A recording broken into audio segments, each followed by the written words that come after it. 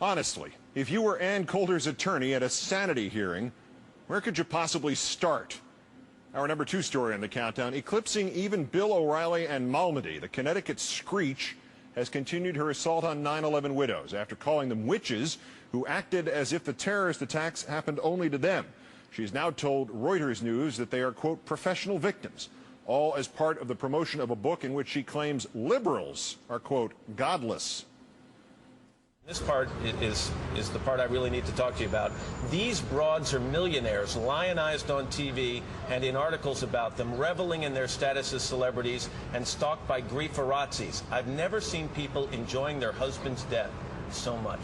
Yes. Because they dare to speak out? To speak out using the fact that they're widows. This is the left's doctrine of infallibility. If they have a point to make about the 9/11 Commission, about how to fight the war on terrorism, how about sending in somebody we're allowed to respond to? No. We always have to respond to someone who just had a family member die. But aren't they the because people then if in we the middle respond, of the story? oh, you're questioning their authenticity. No, so the story grieve quietly. No, the story is an attack on the nation. And by the way, that requires a foreign policy response. And that by the does way, not entail they also criticized the Clinton expertise. administration for That their does not- failures leading up to 9/11. Not the ones I'm talking about. No, they have. No. They Oh, have. no. But is your message to them No. just They were grieve cutting commercials for Kerry. They were using their grief in order to make a political point while preventing anyone from responding. If you lose a husband, you no longer have the right to have a political point of view? No, but don't use the fact that you lost a husband as the basis for your being able to talk about it while preventing people from responding. Let Matt Lauer make the point. Let Bill Clinton make the point. Don't put up someone I'm not allowed to respond to without questioning the authenticity of their grief. But apparently you are allowed to respond to them. Well, yeah, I did. Let's return to this planet. To recap Coulter's argument, the wives of those who died in the worst attack in this nation's history enjoyed their husbands' deaths and profited off them. They have politicized 9/11. Their positions as widows immunize them from any criticism or debate over their opinions. All of this stated by a commentator, much of whose income in the last 4.5 years has derived from her speeches and writings about the deaths of those same men on 9/11. All this stated by a commentator who has staunchly, repeatedly, and enthusiastically defended an administration that began to politicize 9/11 within a month of the nightmare and has never paused for a moment since. All of this stated by a commentator who has called those who have criticized her and her party un-American and now godless. All of this stated by a commentator who is bitching that these 9/11 widows can't be criticized while she is writing a book and going on TV and venomously criticizing them.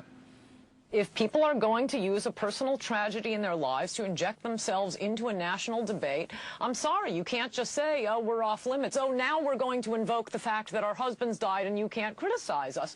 They were specifically using their husband's death, and there were, gosh, doesn't mean they're hundreds, in fact, enjoying it. I mean, presumably they're going home at night and their husband's gone and their kids are there, and where's dad? And it's, geez, it's so depressing. And so are the thousands of widows who were not cutting campaign commercials for Clinton. These women got paid. They ought to take their money and shut up about it. The way Ann Coulter always does when she's criticized. Ms. Coulter's monthly walk on the swaying tightrope of her own emotional stability did not end there. In her book, she also wrote, and by the way, how do we know their husbands weren't planning to divorce these harpies? Now that their shelf life is dwindling, they'd better hurry up and appear in Playboy. Appearing in Playboy and getting divorced. Neither of those being scenarios Ann Coulter is ever going to have to deal with in her life. 5 of the most politically active of the 9/11 widows, including Kristen Breitweiser and Lori Van Auken, have responded in a written statement. Contrary to Ms. Coulter's statement, there was no joy in watching men we loved burn alive. There was no happiness in telling our children that their fathers were never coming home again. We adored these men and missed them every day. It is in their honor and memory that we will once again refocus the nation's attention to the real issues at hand, our lack of security, leadership, and progress in the 5 years since 9/11. And lastly, back to my allusion to the nightmare of having to defend Ann Coulter at a sanity hearing. That was inappropriate because it was insufficient. Imagine, in fact, defending her on Judgment Day.